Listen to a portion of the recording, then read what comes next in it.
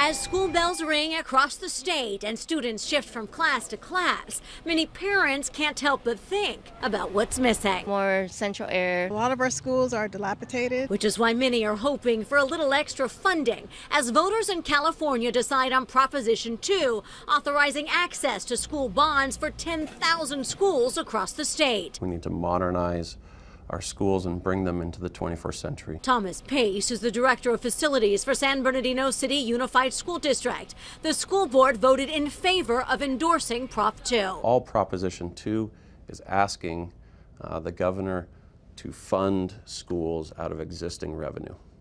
And that means it's less of a tax burden for us. Proposition 2, if passed, would give matching funds to local districts that pass their own bond issues to support facilities. I think it goes to an equity issue. I think they should have access. There's no reason why our students don't deserve to have high functioning, high technology, safe, learning environments. San Bernardino City Schools sit in a community where the average household income is $63,000 a year. 90% of its students are considered socioeconomically disadvantaged. And since school bonds are funded on the value of homes in a district, they say they're lacking. The legal amount that you can tax your local base is $60 per 100,000 of assessed value. The average home value is around $400,000 compared to similar sized districts like Long Beach. Their communities have passed several local bonds in the billions,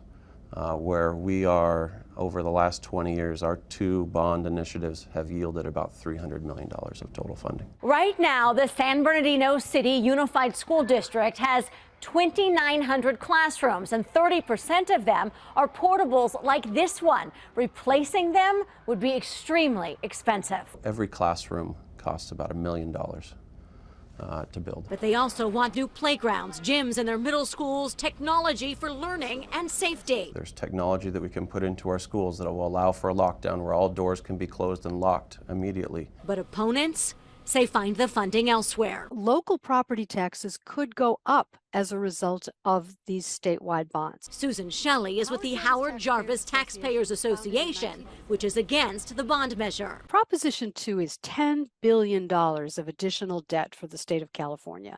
And possibly more property tax if local communities approve their own measures. What we need is a better system for allocating the money. But districts like San Bernardino say they need your vote, for without it, they aren't sure how they will pay for the facilities and programs their children desperately need.